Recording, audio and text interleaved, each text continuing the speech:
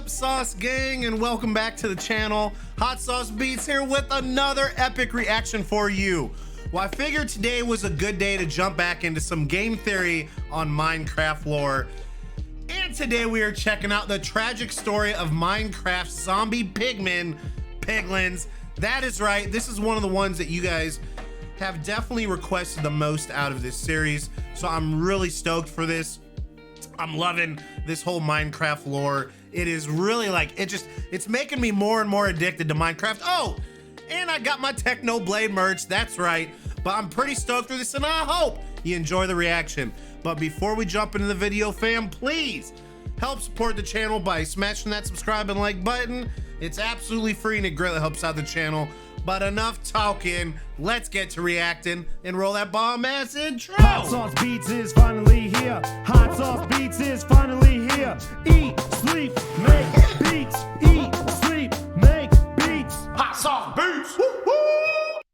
Oh, let's go. I'm still getting over being sick, so bear with me. You might hear me like wheezing, but we're good. We're feeling better this morning. Hello, Internet. Welcome to Game Theory, where, gotta be honest, I'm still icing my knuckles after last week. Today, we're continuing our deep dive exploration into the lost lore of Minecraft by looking at what is, in my opinion, the strangest part of the universe, the zombie pigmen. And for me to call them out as the strangest is saying a lot, considering this is also a world full of living snowmen and laser-shooting pufferfish. Maybe it wouldn't be so strange if this was a mob that was only a bipedal pig creature that lived in HE-double toothpicks, but no, it has to be a zombified bipedal pig living in HE-double toothpicks that also carries around a butter sword for reasons, and also has no non-zombified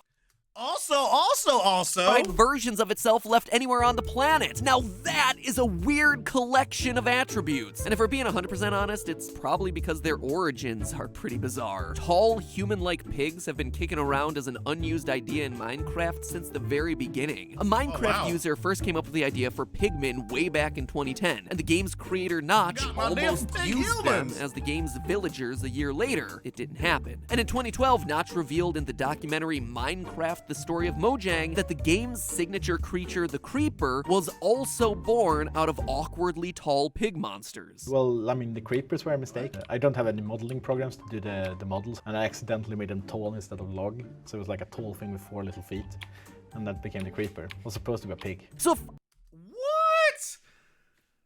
So creepers happen by accident? Okay, it's kind of weird, but awesome. I mean, I hate creepers, but they are like literally like part of the foundation. I mean, everyone knows what a creeper is. I would you know guess what I mean? Like, the zombie pigmen exist and are connected to creepers, villagers, and normal pigs purely because of a sequence of happy accidents, coding errors, and scrapped ideas that got eventually made into canon. But that's the real story for why zombie pigmen are probably in this game. What we're interested in is the fictional story. How can these creatures possibly fit into the shockingly deep and surprisingly cohesive lore of Minecraft that we've been building over the last couple of episodes? How do you fit undead pigs from HE-double hockey sticks into a tale about an ancient civilization of long-lost builders? I gotta be honest, this one started as I'm guessing they were their pets, and when they started becoming super intelligent, and they did experiments on their pets, and they went part of the reason why they left. Idea how we're going to explain this, but by the end of my research, I think we got a pretty solid case here, friends. To start piecing together the lore of the zombie pigmen, we first have to look at their in-game behavior for clues. Now, obviously, these creatures are most commonly associated with the Nether, but they can, on very rare occasions, appear in the overworld. When lightning strikes within 4 blocks of a pig, a zombie pigman will suddenly spawn. That immediately tells us that these two creatures are in some way connected. That the pigmen, at least at one point in their history, were related to normal, everyday pigs. We also know that the pigmen share some form of psychic link. Now, that might seem absurd to say, but their hostile behavior patterns confirm it. Attack one zombie pigman, they all come at you. Somehow all the others within a massive radius will become aggressive and converge on Steve. And it's not because they're hearing their attacked friend, since the sounds they make are relatively quiet. And everyone is still aggressive, even if that attack happens in a completely sealed off closed box that could deaden the sound to any outside listeners. The immediacy and aggression of their attack can only mean that they're linked in some way. Run! And lastly, it's also important to note that they don't begin as hostile. They only turn hostile when they've been attacked. So under normal circumstances, they technically have nothing against Steve. It's only once Steve becomes aggressive that they suddenly have a reason to defend themselves. This admittedly gives us a lot to work with, but it's still just a bunch of loose threads without something to tie it all together. Any theory that I would craft to try and explain it all would be missing that linchpin of evidence that anchors the narrative. I will never stop being amazed at the editing of these videos. Like the editing, I mean, seriously, is some of, well, I've seen anyways, some of the best edited videos on YouTube. Like the editing on these are just mad. Then came this year's Minecon, the Mojang team's annual interactive livestream all about the Minecraft franchise, complete with discussions about upcoming features, big world premiere announcements, and lots of other stuff. This is gonna look weird, but you can't hear. Hello. Hello.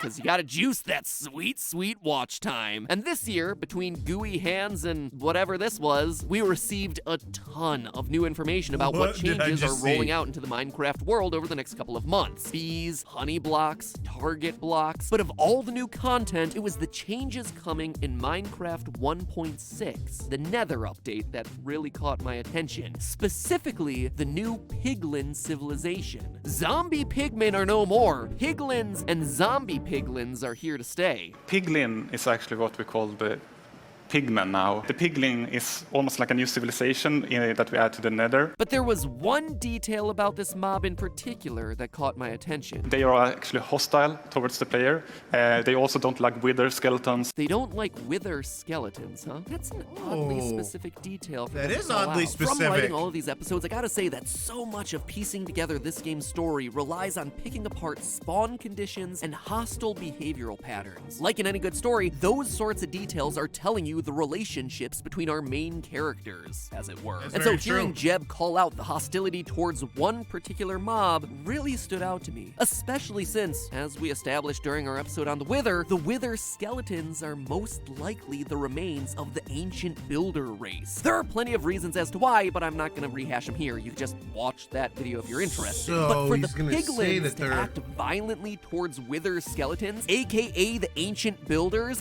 that was the last detail that I needed. There's hostility between these two groups. Something happened long ago between these two civilizations, and it hasn't been forgotten, even long after both civilizations have largely died off. So let's start putting all these pieces together, shall we? We know that the ancient builders started in the overworld, and at some point they created a nether portal and started to explore down there. We know this based on the chests and the fortresses that exist down in the nether that could really have only been built by them. Now, here is where the Piglins come in. At some point, the builders brought their pigs with them into this hostile environment. Again, we know this based on that lightning strike evidence. Pigs and zombie Piglins are connected, and yet there are no pigs in the nether, meaning that they must have started in the overworld. Now, there's two possible reasons for the builders to do this. The first one is simple: food. The Nether, up until the announcement of the new Piglin Beast mob, also coming with update 1.6, hasn't had a reliable source for food. But it's also the food source in Nether, actually. So when you get your food, you can't just have like a pretty little farm. Instead, you need to find this scary, aggressive Piglin beast and get the food from there. As such, any explorers looking to make a long journey to explore and forage in the area would need to bring a dedicated food source. No snacks. A stable of pigs. No snacks. Bring them down to the Nether, leave them there, and boom, you suddenly have pig-like creatures in a place where they have no business being. Option 2 for why the pigs would be down there is honestly a bit darker, and it could very well explain the hostility that exists between these two groups. Consider for a second if you had opened a portal to somewhere, some other dimension you don't really know. They did it as tests. Send the pigs in first, right? You know, we sent poor little monkeys into space. I bet you You're that's just what it is. gonna hop through? Of course you're not. You're gonna test it. Most likely Throw you're in gonna the test pigs. it on some sort of animal. And believe it or not, Look but at the little pigs are piggy. often the ones being used as human stand-ins for large-scale scientific experiments because of their similar organ size and decay rates. So, to see whether things on the other side of that portal were safe, maybe the ancient builders dropped their pigs on through, sacrificing a few of them in the name of science. Either way, pigs are brought to the Nether. And I don't know about you, Poor but little that guys. would definitely give me a reason to hold a grudge against the people who brought me there, be they human or their undead wither skeleton forms. It also helps explain the wishy-washy aggressive feelings they have towards Steve. Zombie pigmen aren't aggressive towards Steve because he's not the one who brought them there. On the other hand, piglins are now aggressive towards Steve because, hey, he's a descendant of that ancient race of builders. True So dat. that explains how a piglet True dat. species would get into this hostile supernatural environment and why they might be mad at the wither skeletons, but obviously it's skimming over a few teeny tiny details that might also need to be explained. gold? Like how they became walking, sword-wielding psychic warrior zombies. That's a pretty big logical leap to make there, why right? they love gold. Yeah, but believe it or not, it's one that can be completely explained via nether wart. Remember what I said about the nether not having much food? Well, that's gonna be true for the animals down here too. I mean, really, what would a pig eat down there? Crops require water, and it's simply not possible to place water down in the nether. As such, the only thing that they're gonna be able to eat down there is nether wart. But if that were truly what the builders were feeding their primary food source, you would expect them to harvest it, right? Well, wouldn't you know it, but if you look at the essential elements of a nether fortress, those places that were constructed by the ancient builders as their home away from home as they explored the hostile underworld, you see bridges, a lava well room, and surprisingly, nether wart gardens. Gardens placed there to harvest the only crop that could be grown in such a hostile landscape. So we know that the builders were indeed harvesting the stuff, but then why is nether wart so important here? Well, we also know that the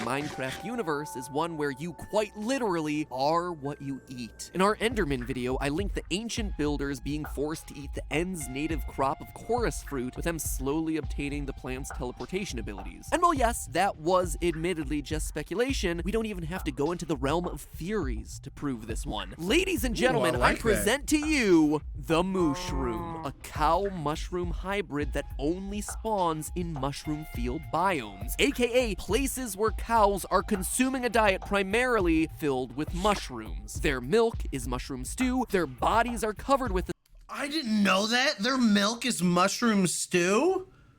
What? stuff, but we know at their core they began as regular cows, since when you shear them clean, it drops its mushrooms and transforms back into a normal bovine again. I didn't know that if either. pigs in the nether were indeed subsisting off a diet entirely made of nether wart, there's a likelihood we could see some of that plant's traits carry over into this animal. Now, here's the thing about nether wart. Even though I just called it a plant, it looks and acts very much like a fungus. Nether wart grows through 4 stages, with the middle 2 stages looking nearly identical. It's a process that very closely resembles the life cycle of a typical mushroom. Netherwort is known as nether stalk in the code, just like many fungi are composed of the fruit body on top and the stalk underneath. It doesn't need sunlight to grow and instead thrives in the warm, dark environment of the nether, just like a real-world fungus. In fact, many of the Minecraft wikis equate netherwort to the real-world puffball fungus, which, although different in color, does indeed match in terms of design and puffball reproductive. fungus. Chat, you need to watch out for the puffball fungus, because if you're not careful, puffball fungus will get you. And once you get puffball fungus, there ain't no getting rid of it, chat. There ain't no getting rid of it. Behavior. And all of this matters because a diet of netherwort would explain how the zombie pigmen all share a psychic connection. You see, when we think of a fungus, we immediately think of the mushroom that's on top. But in reality, most of a fungus's body is made up of super thin threads known as mycelium. And the crazy thing is that these threads can go for dozens upon dozens of feet, connecting up with a bunch of other plants and fungi. So much so that researchers are now calling this an underground internet of sorts, a literal fungal network that's sharing information across plants, root to root, extending for miles. A wood wide web, if you will. Fungus expert Paul Stamets calls it Earth's natural internet in a 2008 TED Talk. And that fungal connection could very easily carry over into our pigs. Just like we see with the mushrooms, eating that netherwort fungus could slowly transform our overworld pigs into an interconnected network of pig-fungus hybrids. And that's not all. Fungal networks also boost their host plants' immune systems. Simply plugging into the mycelial network makes plants more resistant to diseases. Now look at the netherwort. It's the essential ingredient for awkward potions, the base for over 90% of the game's magical abilities. You know what else is a key ingredient in potions? Glowstone dust, which is also found down in the nether. Potions, mind you, that bestow the drinker all sorts of magical properties, from greater defenses to greater swiftness to, most importantly, fire resistance. Fire resistance, just like we see with the zombie piglins who are immune to fire and lava damage. In fact, this theory may even explain why we only see zombified versions of the pigmen and not normal style pigmen, the new piglin race excluded. Obviously, the ancient race of builders came to the nether a long time ago. And when He's doing a good job of connecting some of this. Coming and going from the overworld. As such, no new pigs were being brought into the nether, meaning that everyone we see down here has been down there for centuries at least. That, my friends, is some old rancid pork. So how could a pig survive for that long? Again, the netherwort's magical properties. One of its key uses is making potions of healing. It could be that the pigmen literally cannot die from natural causes, or just like the wither skeletons, were brought back to life with the strange literally just here forever properties that exist in the nether. Heck, this theory may even explain why they only carry gold swords. Look at the types of loot that spawn inside the nether fortress chests, the ones containing supplies brought into the nether by the ancient builders. The only weapons that we ever see spawn in those chests are golden swords. That's it. That's what they brought in and stored in those chests. And since these are pigs at heart with no crafting ability, all the items that you find in there, like iron ingots and diamonds, are completely useless to them. The only thing that they can use to defend themselves is just what they found laying around in their natural environment, left behind by their former masters, the ancient, abandoned golden swords. So just look at all the questions this theory answers. It explains how pigs got into the nether, why they'd be hostile to wither skeletons and have complicated feelings towards us as a descendant of the builders. It explains why we see netherwort purposely grown in the nether fortresses, and how a diet of netherwort could produce a psychic link of sorts between all the pigmen in the region. That netherwort, combined with the local glowstone, because let's face it, pigs will eat, or at least try anything, could also explain their fire resistance, their zombification, and we even have ourselves an answer as to why they would all have golden butter swords and only golden butter swords. Honestly, the only question I can answer about this mob is why they stand on two legs. I'm not 100% sure. Could be evolution. Pigs learning to walk upright to use their hands to defend themselves in the violent nether, while also wanting fewer body parts touching the hot nether rack. It's possible. But I do think that we're onto something with this theory. Something that I suspect Mojang might just want to be cluing us in on. Because if we go back to more of that Minecon footage, as they reveal the new biomes for the nether, one they spend a good amount of time on is the netherwort forest. And what do they explicitly show us wandering around in there? The only mob, mind you, that they show us in this preview, a zombie pigman wandering through the woods, at home amongst the food and landscape that helped to make him what he is. He's a pig, ripped from his comfortable life in the overworld, and brought down into the depths of heck, to be used for the slaughter of the ancient people, but through random chance and a whole lot of fungus, becoming the start to a rival civilization bound for greatness. Look at you, Pigman. Zombies. But hey, that's just a theory. A game theory. Thanks for watching. Just a reminder to wave your diamond pickaxe over that subscribe button. We got more Minecraft theories on the way. We are subbed. All right, let me bring you in, chat. Spotify? Okay. Okay, so I think out of all the theories we've watched so far, part of this I feel is like a stretch in regards to the only thing I don't know if I 100% believed is how they basically, right, they're like all telekinetically synced or linked or whatever, and it's because the mushrooms have the netherwort, you know, that I don't know. I felt like that was kind of a stretch, but the rest of it I really liked. I think he was pretty on point with most of this theory, and I do think I even like the theory of the ancient civilization using the pigs to test them through the nether portal. Like, I think that is a great theory, and I can see that. And then them, I do think, you know, the pigs eating the nether wart is kind of like what transformed them into being zombie pigmen.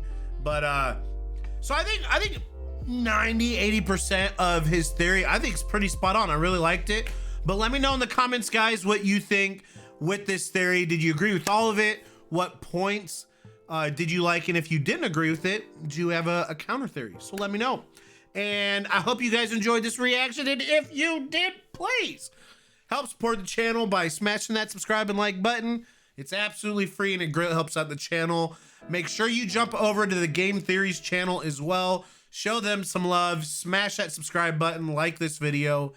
Enjoy your week. And remember, it's eat, sleep, and make beats. And as usual, be kind to one another. And that's all I got. Boom. I'm out. Kind of love the sauce gang. Peace out, fam. Love you guys. Happy New Year, almost.